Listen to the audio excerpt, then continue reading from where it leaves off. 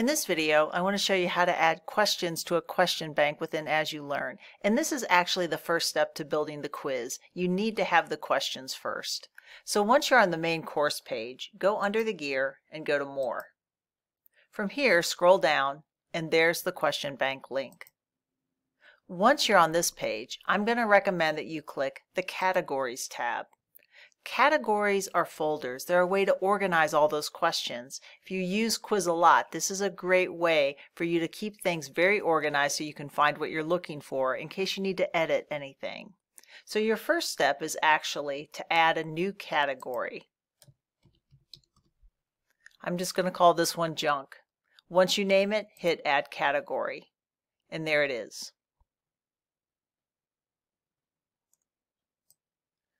In this video, I want to show you how to add questions within the As You Learn question bank. This is step one to building your quiz. First, go to the main course site page, go under the gear, and go to More. Once you're on this page, scroll down, and there's the link to Question Bank. Click that. Now before we start adding questions, I'm actually going to recommend that you go to the Categories tab.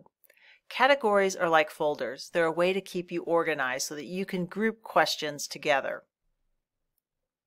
I'm going to come down here and just assign a name and then click Add Category. So that created a category, and now I want to add the questions to that category. So I'm going to go to the Questions tab. Then I'm going to select the category I just created, and then there's a button, Create a New Question. The first question type I'll show you is multiple choice. That's the most common. Select that choice and click Add.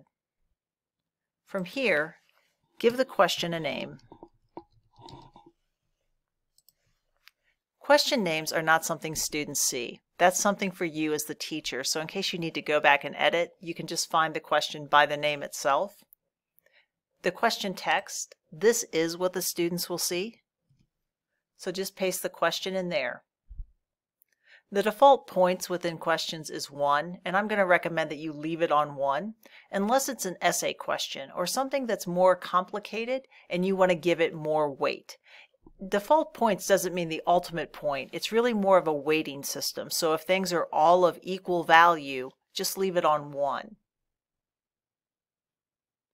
Coming down here, since this is multiple choice, it says, is there one right answer or multiple right answers?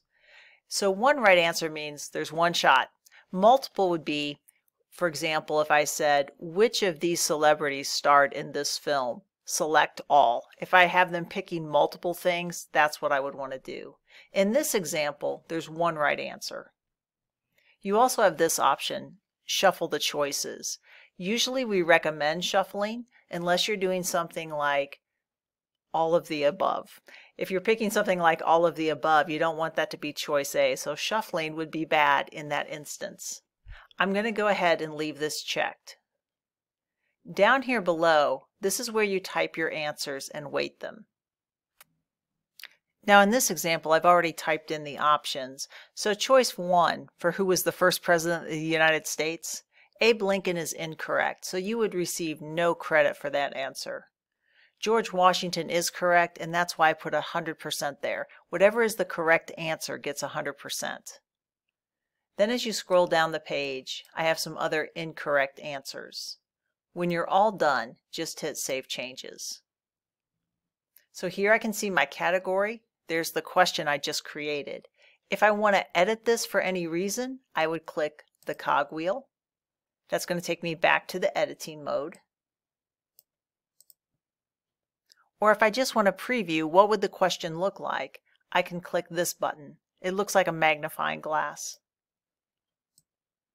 And here's how the question would appear to students, and they would pick their answer. And you can see where it shuffled the choices from what I typed in. In the next example, I'm going to show you a true-false question. I already have the category picked, so I'm going to click Create a New Question and select true-false. Then I click Add. In this true-false example, I gave the question a name, Forrest Gump, and here's the question text that the student would read. Tom Hanks won an Academy Award for his performance in Forrest Gump. I'm going to leave the default value of 1, and the answer there is actually true. Come down here and hit Save Changes. There are my 2 questions. I'm going to add 1 more. When you're doing quiz questions, if you want students to write narrative, we often recommend that you use the essay question type. Now these questions that I did with multiple choice and true-false, those will be automatically graded by As You Learn. Essays would have to be manually graded, but a lot of faculty use those. So I have my category picked. I click Create a New Question, and then I select Essay and click Add. Here I type the name of the question, and in the question text, I type the question.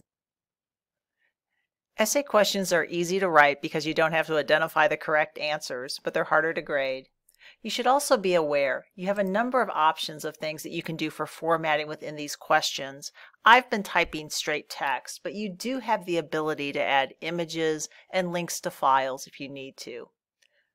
When you're all done, just scroll to the bottom and hit Save Changes.